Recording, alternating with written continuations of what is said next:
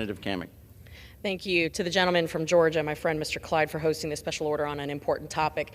My speech is well beyond the 2 minutes that I'm allotted, so I'm just going to dispense with the notes, really, and talk about how absolutely insane, ridiculous, and unconstitutional this new rule is.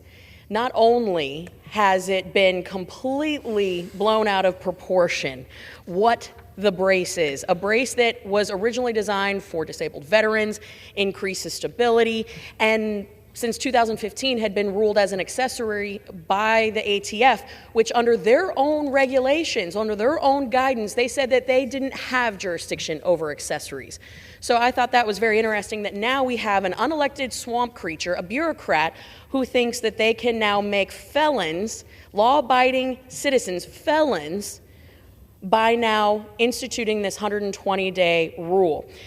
A lot of people have talked about this, but few have talked about the economic impact this will have. Based on the NICS data that we have, this is going to be a $1.9 billion hit to the firearms industry. $1.9 billion to law-abiding citizens. And believe me, this rule has nothing to do with gun safety. This has nothing to do with making communities safer. This is just a backroom attempt, a backdoor attempt to get at the firearm industry. That is all this is and nothing more.